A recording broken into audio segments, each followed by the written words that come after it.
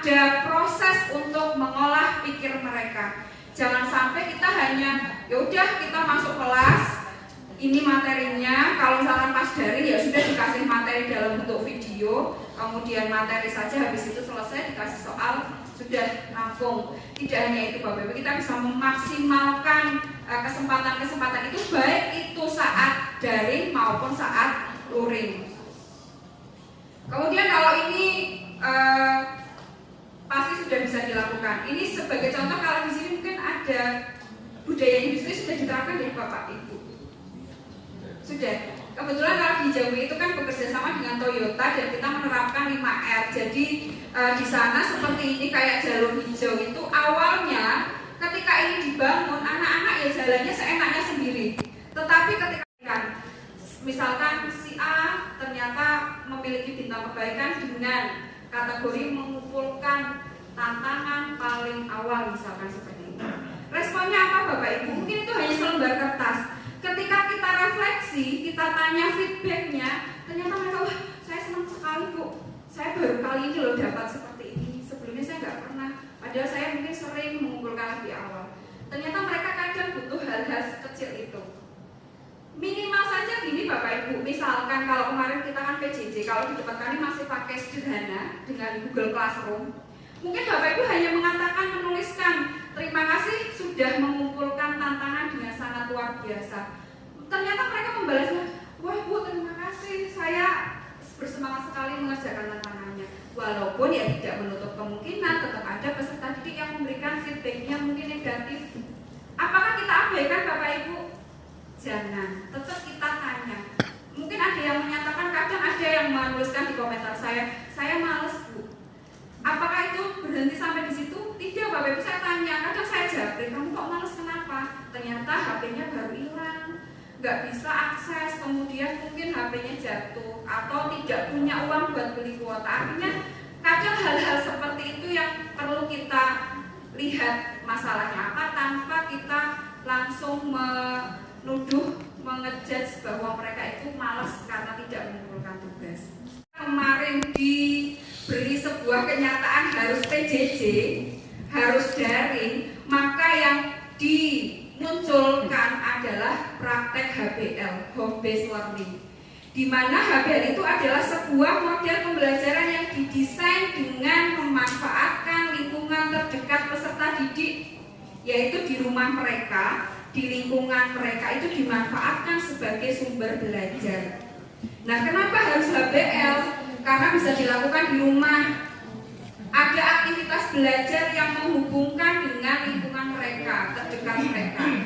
Waktunya fleksibel, melibatkan keluarga, kemudian bentuknya berupa proyek yang dikolaborasikan dengan mata pelajaran lain. Nah, saya ingin tahu dulu, apakah di sini sudah pernah melaksanakan kolaborasi, artinya agama berkolaborasi dengan mapel PKM misalkan. Satu proyek, anak melakukan satu proyek tapi penilaiannya bisa 2 mata pelajaran. Sudah, Bapak sabun. Jadi sudah luar biasa. Jadi Bapak Ibu sebenarnya sudah melaksanakan ini, tapi saya hanya meng-share saja yang sudah saya lakukan. Nah, yang saya lakukan adalah dengan menerapkan siklus belajar 5E Bapak Ibu. Jadi ini yang bisa Bapak Ibu terapkan di mata pelajaran Bapak Ibu masing-masing untuk langkah-langkahnya.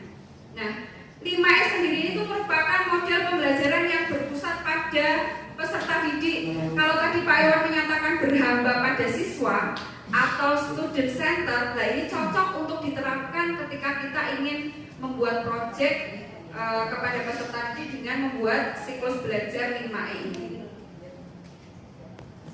Untuk mengkonstruksi pengetahuan dan pengalaman mereka sendiri. Nah, kita sebagai apa? Kita hanya sebagai fasilitator mereka, bukan kita sebagai penentu kamu harus melakukan ini, yang kamu siapkan ini, tidak.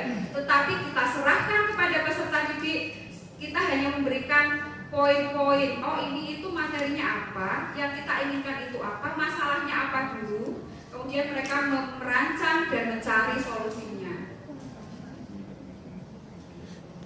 Yang saya dulu ngasih tugasnya 1. Kelas 10 aja mapelnya ada, sekarang mungkin 12-13 13 ya. Bayangkan dalam 1 minggu mereka harus menyelesaikan 13 tugas yang berbeda. Nah, gimana kalau kita alihkan menjadi sebuah kolaborasi antar mapel?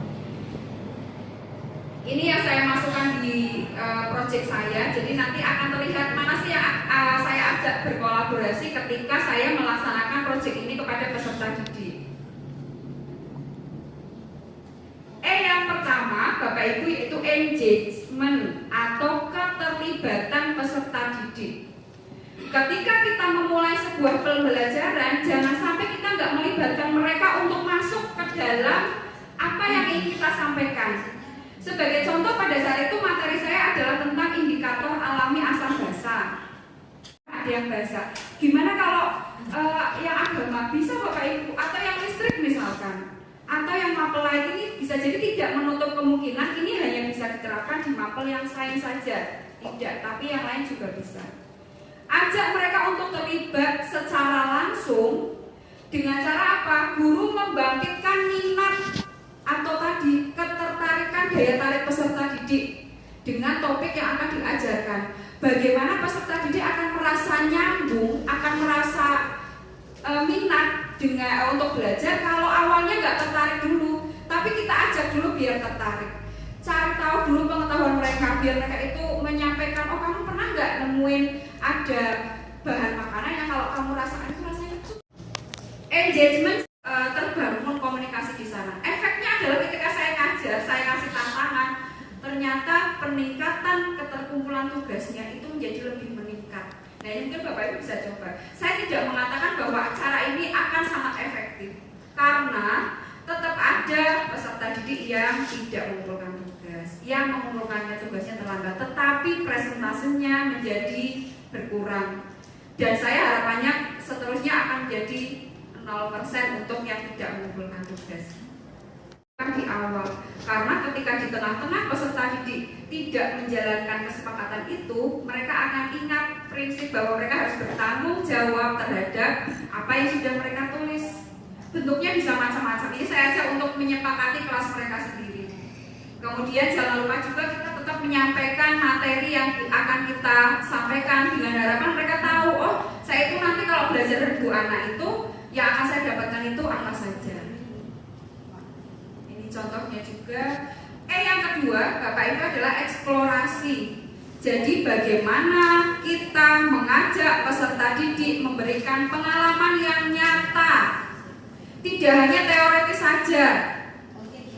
Oh, asam basa itu bahannya itu ada misalnya jeruk, basa itu contohnya sabun misalkan. Tidak hanya itu, tapi ajaklah mereka untuk mengeksplorasi pengetahuan mereka. Mungkin hanya dengan pertanyaan, di rumahmu, menurutmu kalau di rumahmu itu kalau kamu menemukan di dalam rumahmu itu ada apa, bahan-bahan apa saja, silakan kamu kelompokkan mana yang termasuk asam, mana yang termasuk basa, mana yang garam. Nah itu kan akan berbeda ketika hanya benda-benda yang bersifat asam adalah titik 2 sama dengan dan sebagainya itu. Oke, ya jangan kita yang mengajarkan, tapi anak disuruh misalkan membuat rangkaian sederhana dulu, paralel, seri, kemudian baru ke kelistrikan pada kendaraan dan lain sebagainya. Ada tahap-tahap di sana, tetapi usahakan libatkan peserta didik. Untuk yang saya lakukan ini, saya menyerahkan kepada peserta didik karena itu di rumah. Manfaatkan apa saja yang ada di rumahmu. Mereka punyanya kunyit, mereka punyanya jeruk nipis misalkan. Ada deterjennya pun mereknya beda-beda, nggak masalah. Yang penting mereka bisa melakukan eksperimen itu. Ini di tahap eksplorasi. Yang ketiga adalah explain, Bapak Ibu.